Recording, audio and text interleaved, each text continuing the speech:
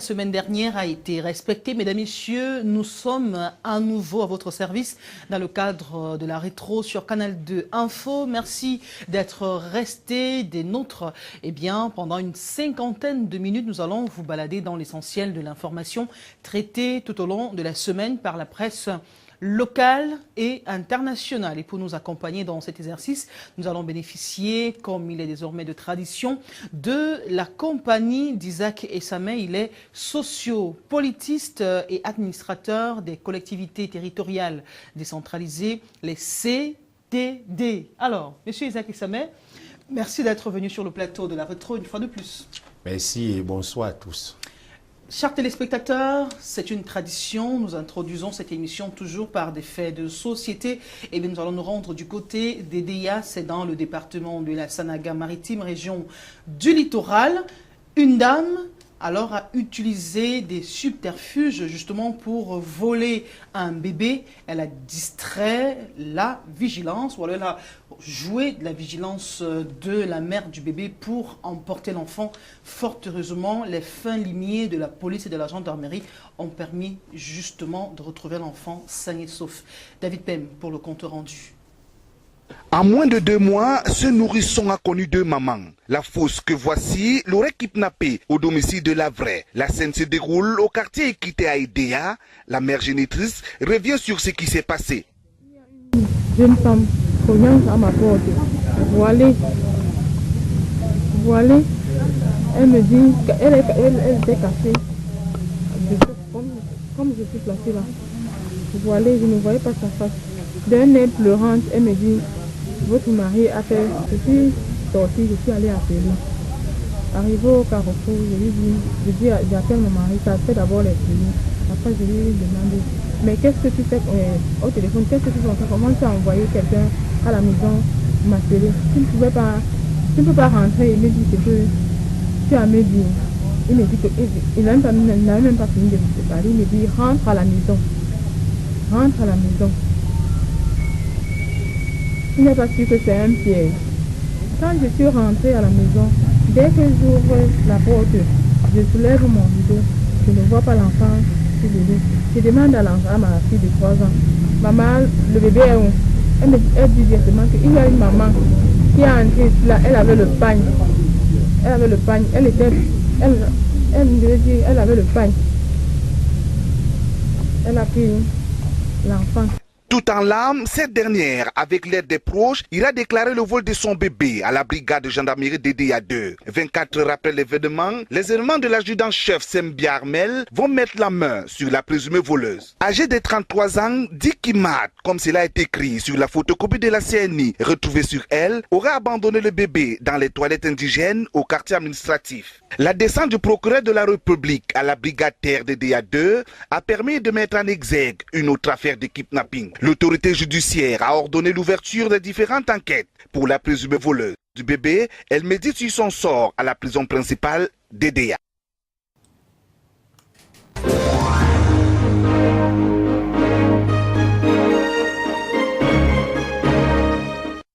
Alors, va-t-on finalement et décidément être sceptique face aux attitudes de détresse que certains nous présentent pour détourner notre vigilance, pour mieux nous poignarder? C'est le terme, parce que selon le témoignage de cette dame dont le bébé a été volé, une dame voilée est venue à son domicile, la tête voilée, pleurant carrément, lui annonçant le décès ou alors l'accident de son mari. Finalement, on va craindre... On va être sur la défensive carrément et ne pas faire confiance aux autres parce que c'est vers là qu'on risque d'arriver finalement. Le problème consiste à être moins sensible parce qu'en réalité, les malfaiteurs et même les malhonnêtes excellent souvent dans la ruse. Donc très souvent, on demande aux gens de développer un esprit d'éveil, un esprit qui permet d'analyser les choses et ne jamais les prendre au premier degré. Ça pourrait permettre aux gens d'éviter de nombreux pièges qui sont dans la société. Donc vigilance à chaque fois et prudence. Vigilance et prudence, vous l'avez compris, nous allons nous rendre dans la partie ouest Cameroun sur l'axe Tchang. Douala, eh bien, un autre accident de la circulation, de nombreux blessés. L'accident a été causé par les nids de poules que d'aucuns qualifient de nid d'éléphants sur la chaussée. Reportage de Vanessa Melakam Demchatué. Le drame a été causé par un nid de poules. Le car de transport en commun venait de Bouddha dans la région de l'Ouest et se rendait à Douala dans le littoral. Il s'est renversé en traversant ce nid de poules qui se trouve sur le pont Ma, situé dans les arrondissements de Sanchou et Melon. J'ai compris juste le choc et j'ai vu on se renversait. J'ai ressenti comment quelqu'un montait sur ma tête. J'ai juste crié Seigneur, Seigneur, Seigneur, sauve-nous. Pardon, ne montez pas sur ma tête. C'est la première des choses que j'ai bien compris. C'est comme si le choc il l'a esquivé, on se retrouvait par terre. J'ai bien compris. 25 personnes ont été grièvement blessées dans l'accident. Tous étaient des passagers du car. D'après des riverains, les phénomènes du genre sont assez fréquents à cet endroit. Il y a eu des blessés, autant de blessés qu'on ne connaissait plus. Sans compter les crevaisons des roues. Donc franchement, ça, il faudrait que l'État nous aide quand même à arranger le pont. Donc c'est grave. Et les gens qui sont déjà morts dans le trou, c'est beaucoup. C'est trop de risques. Oui. Cette route, c'est une route nationale. Et il y a des creux sur un pont. C'est-à-dire des voitures viennent sur ce pont. Regardez ce qui s'est produit maintenant comme l'accident. Et chaque fois, ça ne peut pas passer une semaine qu'il n'y a pas d'accident sur cette route. Nous, on tire l'attention du gouvernement de regarder cette chose. Puisqu'ils sont en route, des contrôles par-ci par-là, ils encaissent de l'argent, mais ils ne prennent pas soin de notre route nationale. Cet axe Tchan-Melon est très sollicité par les usagers de l'axe Bafoussam-Douala, car il est moins endommagé. Cependant, on y observe de nombreux problèmes, absence de signalisation, réduction de la voie par des herbes, nids de poules et eau qui stagne en pleine chaussée, entre autres. Les riverains espèrent que ce drame de trop pousseront les autorités à réagir.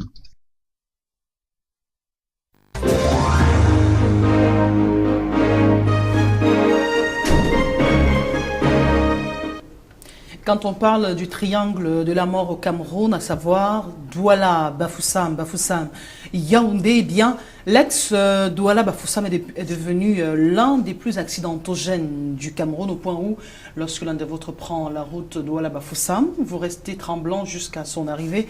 Mais au regard des griefs mentionnés par les riverains de la route, il y a assez de contrôles routiers, il y a assez de péages sur la route, mais la route reste mal entretenu. C'est quand même un paradoxe à relever. Peut-être bien, mais le problème aussi participe de la mobilisation des moyens. Parce que très souvent, lorsqu'on a posé les questions à l'État, lui a toujours expliqué qu'il n'y avait pas assez de moyens, en tout cas les représentants de l'État, pour couvrir entièrement. Mais des efforts sont souvent faits dans ce sens-là. C'est-à-dire que chaque fois qu'un problème se présente, comme celui de la route, là, on essaye avec les moyens qui sont à disposition de le faire. Mais je pense qu'il faudra aussi relever autre chose au niveau de la conduite. Est-ce que les usagers de la route même sont assez prudents? C'est-à-dire que s'il est vrai qu'il revient à l'État d'arranger ces routes-là chaque fois qu'elles présentent des imperfections, est-ce que les usagers eux-mêmes roulent à vitesse normale? Parce que quand vous voyez déjà des obstacles au niveau de la route, il vaut mieux ralentir au niveau de la vitesse pour éviter. Bon, ça n'enlève en rien le fait que l'État doit continuer à travailler avec les moyens et même mobiliser davantage des moyens pour résoudre ces problèmes-là. D'accord. Lorsque vous parlez par exemple de la modicité des moyens de l'État, on remarque quand même sur ces axes qu'il y a ce qu'on appelle les péages routiers. Les péages, c'est le terme justement. Tout à fait. Mais juste à côté du péage routier, il y a des nids d'éléphants. À l'origine, lorsqu'on créait justement ces péages, on a fait comprendre aux populations que les fonds qui provenaient des 10 péages devraient servir à l'entretien routier, mais finalement, on se pose encore la question, où vont finalement les fonds issus des péages et des contrôles routiers? Effectivement, on peut le regretter, c'est-à-dire qu'à l'endroit où on prélève la participation des citoyens dans l'utilisation de la route, que ces zones-là puissent être en difficulté. Mais il faut savoir que le bitument de la route relève d'une politique générale, des priorités, c'est-à-dire qu'il y a tout un plan qu'il faut suivre pour arranger cela. Maintenant, est-ce qu'on ne peut pas au niveau du ministère de Transport développer des stratégies qui font en sorte que ces endroits-là soient en priorité gérés. Je pense que c'est une proposition qui peut être accueillie, mais il ne faut pas toujours regarder dans le sens où on prend l'argent. On ne prend pas l'argent du pillage pour utiliser là tout de suite. C'est-à-dire que ça va rentrer dans un grand ensemble. Et la route participe d'un projet. Il faut plutôt insister sur la mobilisation de plus de moyens et même la priorisation de ces moyens-là pour pouvoir les affecter à la résolution de ce problème qui dure de plus en plus. Mais je pense que quand on montre les éléments comme ça, l'État saisit le taureau par les cornes et essaie de faire quelque chose. D'accord, mais au regard des plaintes, on comprend que le temps de l'État n'est pas celui des populations, malheureusement. Nous allons continuer dans le registre des faits de société. Nous sommes en saison de pluie et la ville de Douala est réputée l'une des villes où on connaît un niveau d'inondation vraiment élevé. Avec Julio Trésor Tanon, je vous emmène au quartier Kanyabassi, c'est à Douala, pour vivre le calvaire des populations lorsqu'il pleut abondamment.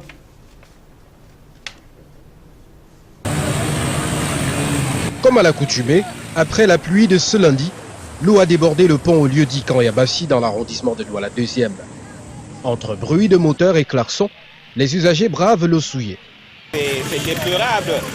La communauté humaine doit faire quelque chose pour le bien-être de la population. Parce que vous voyez derrière vous, je ne pourrais pas traverser avec ma voiture. Les gros porteurs passent aisément, mais les petits gabarits bataillent dur.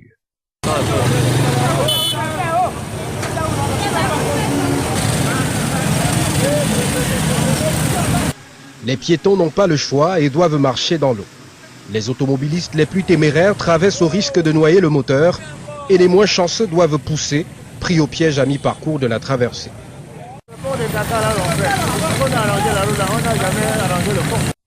Les conflits ne sont pas épargnés entre clients et mototaximens. Monsieur, pourquoi vous vous engueulez, monsieur? Je lui dis qu'il y a l'eau, il y a la l'eau. Tu m'as dit que quoi? On a pris la route de kilomètres 7. Il me dit que non, on passe par ici. Je lui dis que non, il y a l'eau ici. Il me dit que non, en montagne, il n'y avait pas l'eau. Je lui dis qu'il y a l'eau. On arrive maintenant, il y a l'eau. Il me dit qu'on rentre encore comme Ce vendeur de gobelets a refusé de retourner servir un client qui l'a interpellé alors qu'il se trouvait au niveau de l'eau. Je suis au milieu de la roue là, il m'appelle de venir vendre. Et j'étais en danger, j'ai dit non. Une autre scène insolite, le taximan en image essaye de rattraper son pare-choc détaché lors de la traversée. Les riverains volent au secours, mais la tâche s'avère compliquée.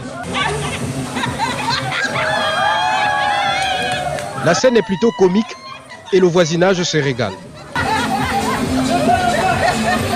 Finalement, le pare-choc est sauvé, plus de peur que de mal. Un riverain se propose de nous faire voir l'ambiance qui prévaut dans le quartier à cause de cette pluie. Vous ne pouvez pas traverser la baie à l'eau de caca. Le jeune homme a grandement raison. Une odeur de matière fécale nous stoppe net. La couleur de l'eau confirme le produit qui vient tout droit des latrines. Pendant ce temps, sur la chaussée, un embouteillage interminable rythme les usagers de la rue.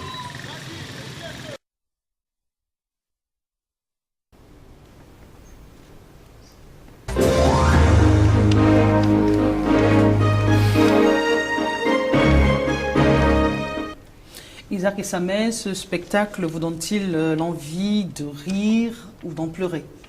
On ne peut qu'en pleurer, parce qu'en réalité, c'est l'épanouissement qu'on recherche au quotidien. Et lorsque les compatriotes se retrouvent dans des situations aussi déplorables, on ne peut vraiment que baisser la tête. Mais j'estime que la communauté urbaine doit faire quelque chose. Elle fait même déjà beaucoup, mais elle devrait faire davantage.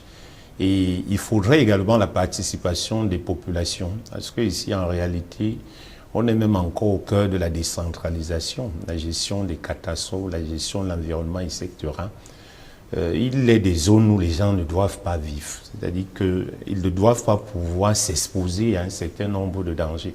Donc, quand vous voyez ce milieu-là, assez dangereux, les gens vivent là et se plaignent. Ils ne devraient pas s'y retrouver. Ensuite, il est question avant de pluie, très souvent, de s'organiser. C'est-à-dire que, moi, j'estime que les gens de ce quartier devraient adresser une correspondance à monsieur le délégué du gouvernement pour dire qu'ici, voilà telle situation, utiliser même les autorités qui sont dans la zone utiliser les présidents des associations et secteurs, proposer également des contributions en termes de main-d'œuvre, par exemple, comment faire en sorte que l'eau puisse circuler. L'eau a de la peine à circuler. Parfois, pour résoudre ce type de problème, il va falloir déguerpir les populations qui vont, à un autre moment, créer un autre problème social. Eh bien, on va en reparler dans nos prochaines éditions. La saison des pluies bat son plein, elle est encore en cours. Eh bien, nous allons nous intéresser à une autre actualité de cette semaine.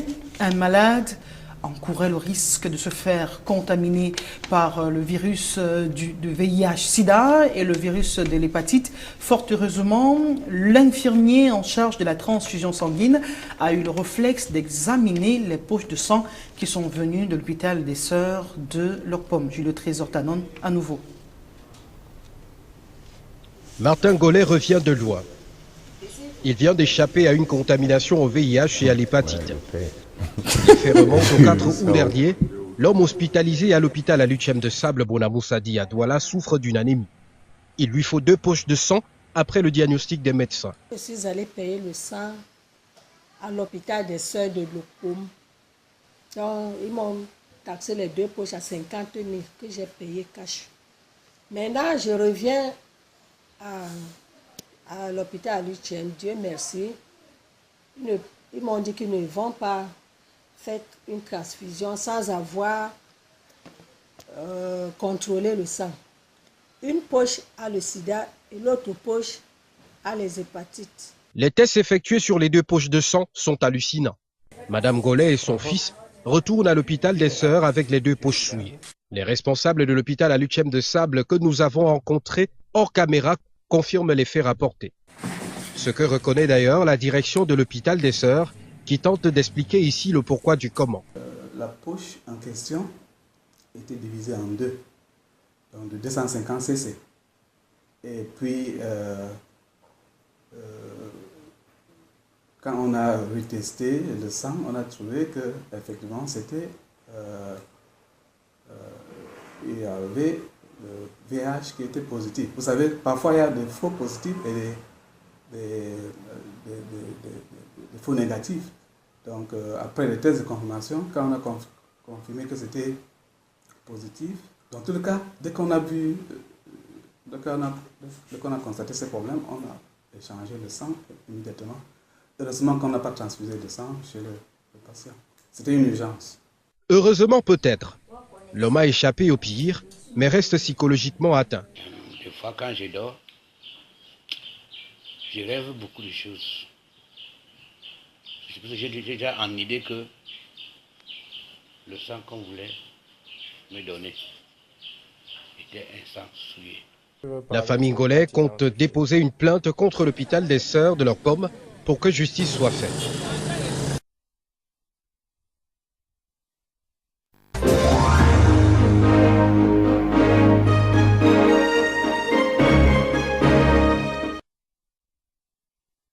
On va certainement donner raison à ceux qui sont réticents par rapport à la transfusion sanguine. Vu sous cet angle-là, effectivement, mais on ne pourrait pas réduire toutes ces situations à cela, parce qu'en réalité, il y a un problème de professionnalisme dans le travail. C'est-à-dire quand on fait son travail de manière professionnelle, il y a moins de problèmes. Il est vrai aussi que la marge d'erreur existe. Parce que généralement, lorsqu'on passe du sang au texte, les instruments qu'on utilise peuvent parfois trahir l'homme. Ça peut arriver.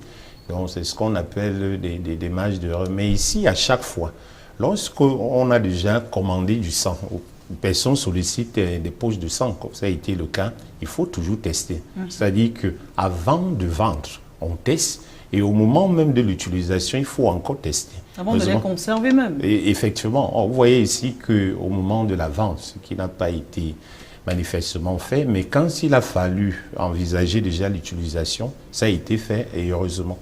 Heureusement. Alors, nous allons changer de registre. La rentrée scolaire 2016-2017, c'est lundi prochain. Eh bien, on a remarqué que de plus en plus, les parents choisissent le système scolaire anglophone. Reportage.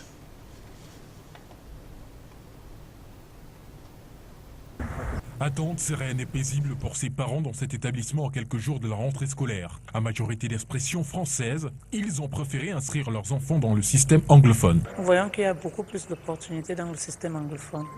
Par rapport au niveau des examens, déjà il n'y a pas de probatoire. Bon, ce qui facilite les choses pour les anglophones à aller de l'avant. Nous avons constaté que dans le système anglophone, il y a beaucoup plus, je dirais, de professionnalisme, si on peut le dire ainsi, parce que l'enfant s'avance en choisissant déjà une matière dans laquelle il doit évoluer. Et ça, c'est déjà un très grand avantage. L'effectif de cet établissement enregistre plus d'élèves francophones. On peut mettre le pourcentage à 60, hein, mais je pense que en regardant la population, on dirait qu'il y a plus de francophones que des enfants qui ont les parents francophones, plus que les enfants qui ont les parents anglophones. Même son de cloche dans cet institut. Les parents francophones sollicitent bien notre établissement. Et si nous regardons l'effectif, nous avons presque 70% de francophones. Même s'ils baignent dans ce système depuis primaire, la maîtrise de la langue anglaise reste un problème. La plupart de ces enfants parlent plus le français que l'anglais. Et je peux vous dire que ça influence beaucoup sur les performances. La plupart ne comprennent même pas. Ils ont fait les études en anglais jusqu'au collège où ils sont à présent, mais ils ne comprennent pas l'anglais. Oui, il y en a certains mots qu'ils vous disent ça toujours en français ou il fait une traduction directe qui n'a pas de sens en anglais. En tout cas, pour ses parents, c'est le moyen le plus sûr pour la réussite de la progéniture.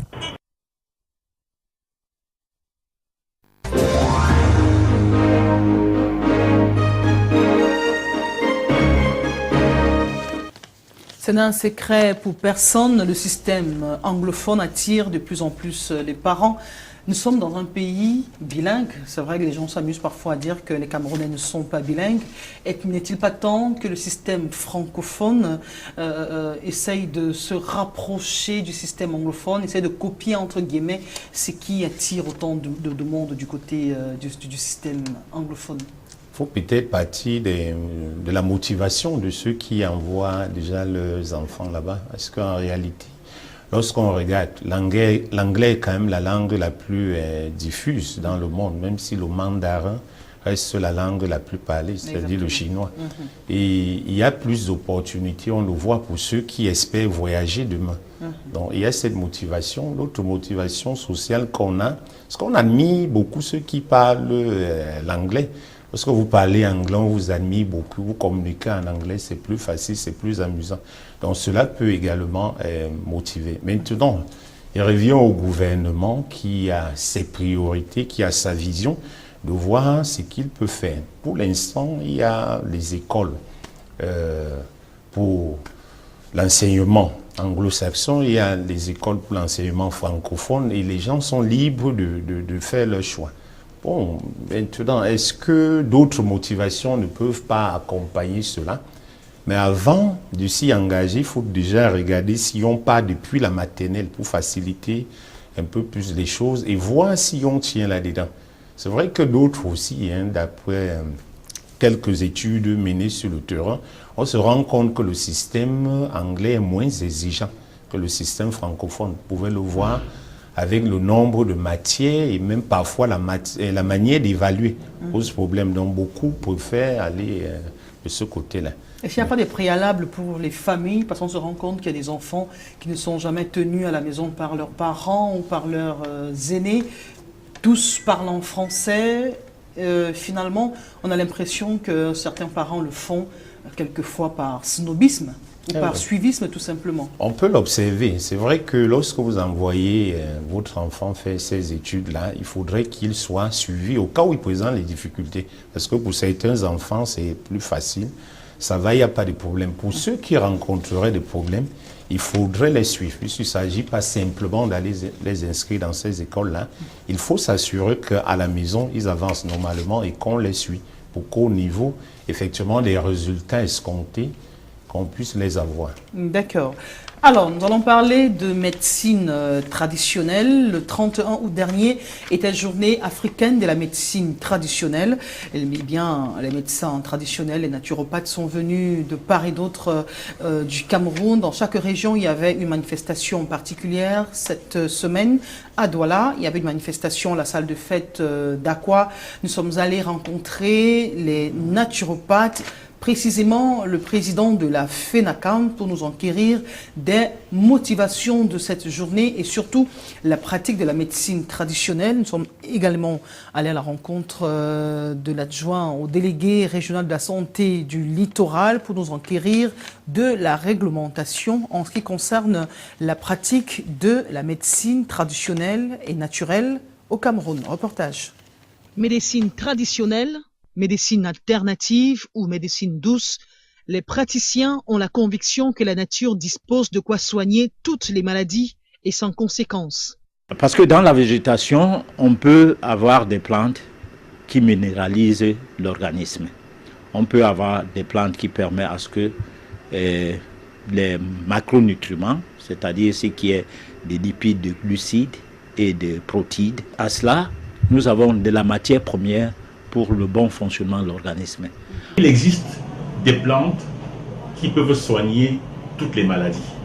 Pas une seule plante, mais la variété des plantes ont la possibilité de soigner toutes les maladies. Ce 31 août, journée africaine consacrée à la médecine traditionnelle au Cameroun, a pour thème réglementation des produits issus de la pharmacopée dans la région Afrique. Bien que reconnue par le ministère de la Santé publique, la médecine traditionnelle n'est pas logée à la même enseigne que celle dite moderne ou occidentale. À partir du moment où nous avons des médicaments qui ne sont pas normalisés, il est difficile de codifier la médecine traditionnelle, mais elle est efficace. Que l'on soit moderne ou traditionnel, les attentes sont formulées de part et d'autre. On ne peut pas coller toute une science ancestrale sur les procédures et des normes européennes qui tiennent à vendre les molécules et non à guérir les gens, à les soigner. Les praticiens de la médecine traditionnelle disent être engagés à redorer le blason de leur discipline, héritée du patrimoine ancestral.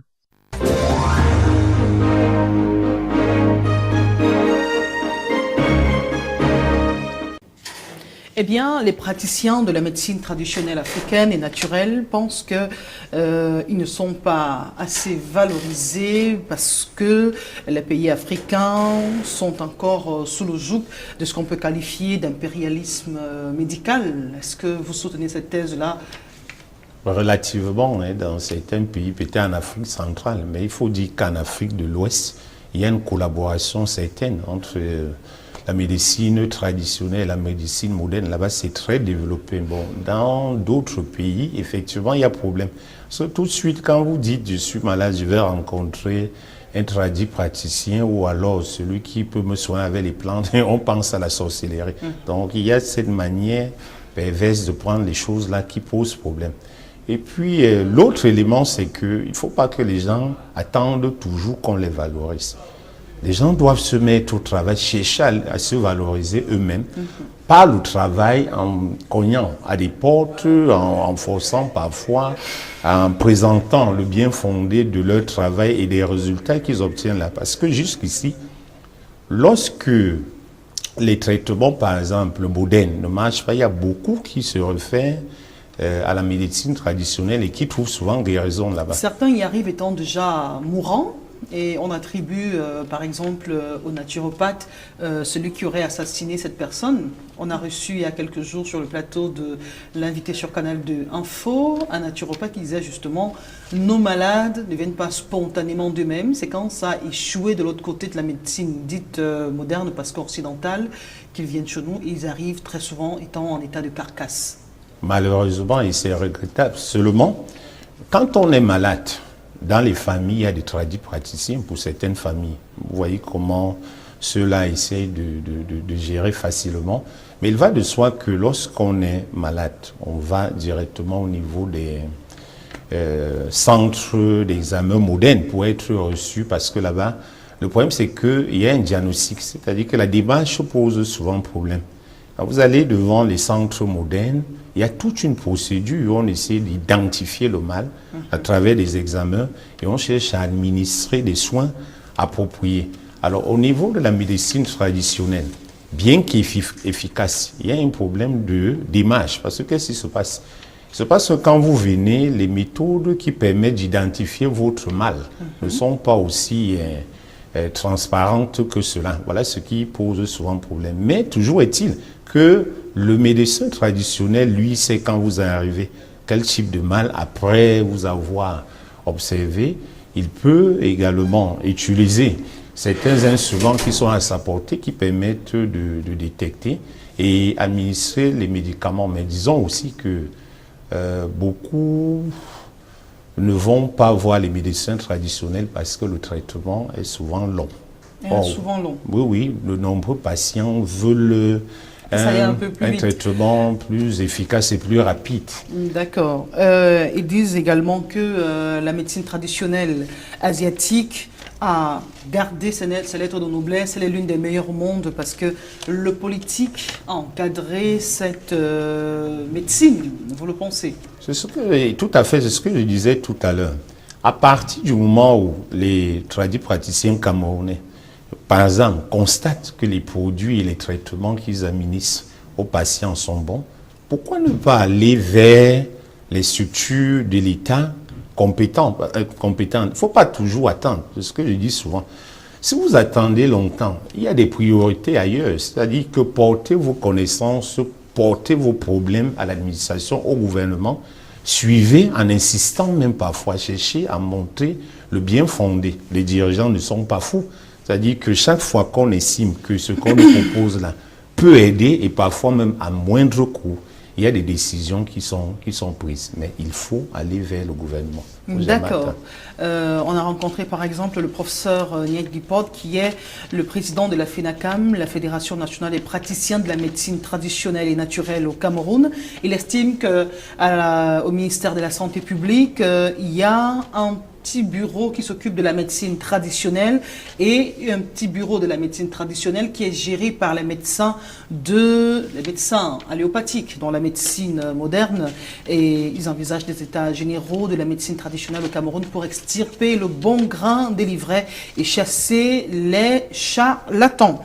Alors, l'actualité internationale cette semaine a été fortement dominée par l'élection du président du Gabon, le pays voisin.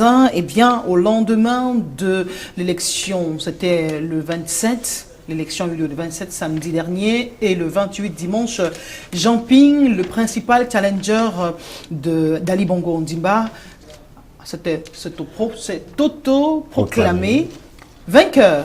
Reportage. Voici les guerriers traditionnels. L'opposant principal, gabonais Jean Ping, s'est proclamé vainqueur de la présidentielle à un tour.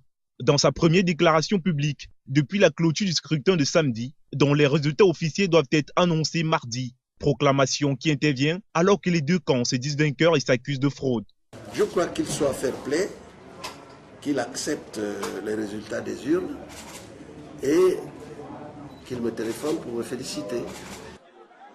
Jean Ping, âgé de 73 ans, qui a été plusieurs fois ministre dès les années 80 sous le règne du précédent président Omar Bongo, au pouvoir pendant 42 ans, a promis de nouvelles déclarations après la proclamation officielle des résultats. Selon une déclaration faite auparavant par le ministre de l'Intérieur, Pacom Moumbele, l'annonce des résultats est prévue pour ce mardi 30 août dès 16h GMT par la Commission électorale nationale autonome permanente.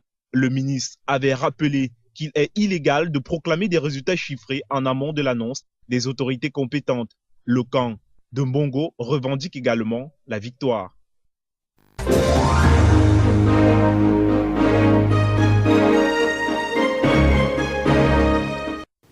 En attendant justement la publication des résultats par la Commission électorale nationale permanente du côté du Gabon, il faut dire que l'attente des 10 résultats était sous vive tension. Reportage.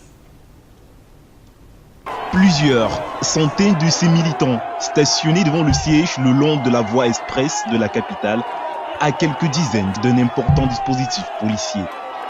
Les forces de police et l'armée étaient déployées à plusieurs carrefours dans Libreville, et en particulier aux abords du siège de la présidence sur le front de mer. La réunion plénière de la commission électorale, en abrégé CENAP, qui doit centraliser les résultats avant leur proclamation par le ministre de l'Intérieur, n'avait toujours pas commencé à 21h30. La 9e province, le Haut-Okwé, fief d'Ali Bongo et de son père et prédécesseur Omar Bongo, elle fait déjà l'objet de polémiques avec ses 111 123 électeurs inscrits officiellement. Pour gagner, Ali Bongo devrait obtenir plus de 60 000 voix dans le Haut-Okwé, avec un taux de participation dépassant les 90%, a souligné Jean-Gaspard Toutoumé, Aïe, directeur de campagne. Un peu plus de 628 000 électeurs étaient appelés à départager M. Bongo et Jean Ping. Ce dernier a appelé ses militants à rester mobilisés en permanence autour du siège de campagne.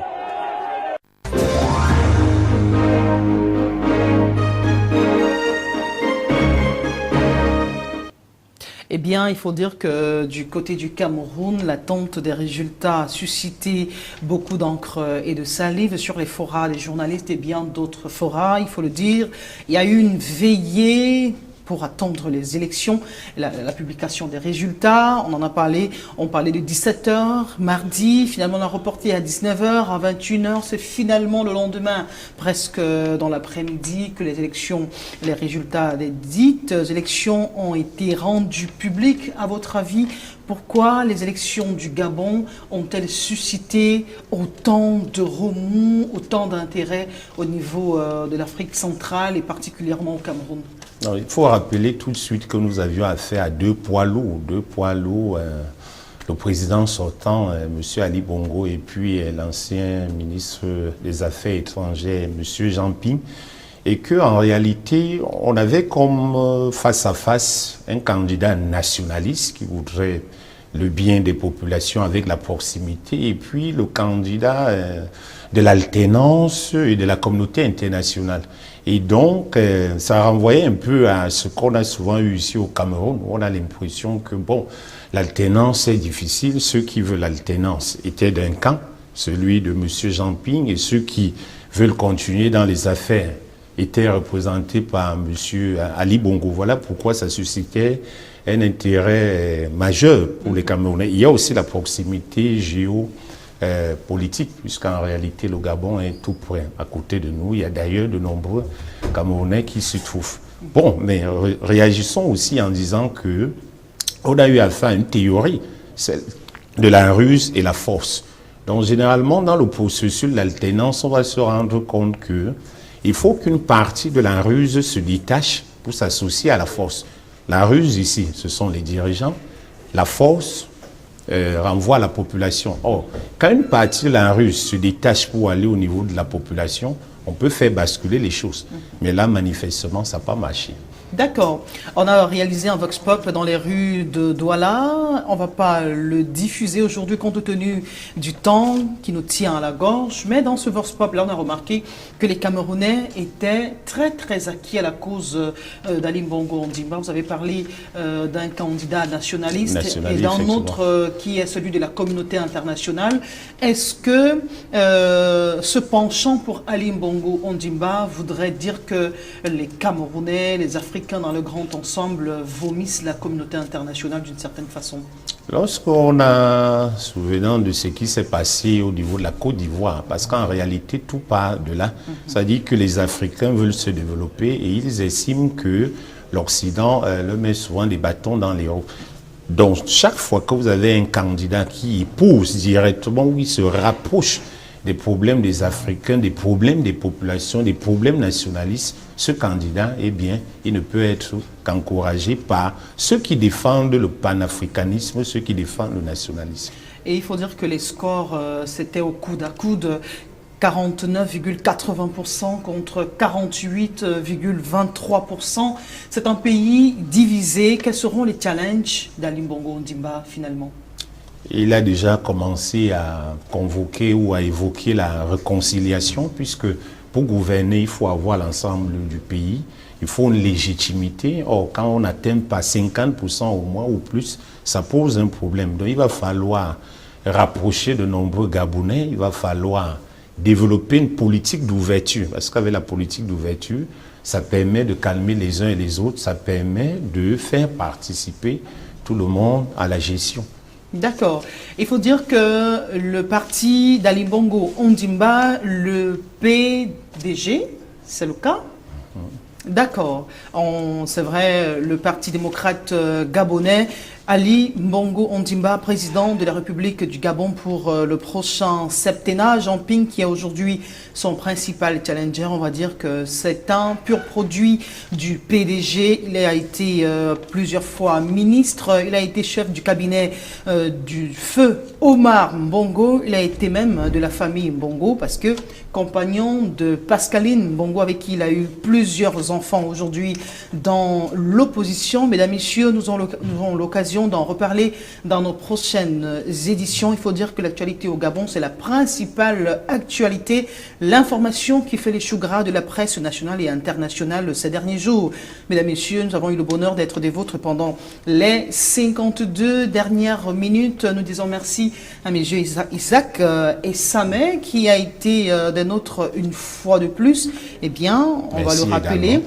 Il est sociopolitiste et administrateur des collectivités territoriales décentralisées. Merci, messieurs, d'être venus sur le plateau. C'est moi qui vous remercie. La Retro sur Canal 2 Info.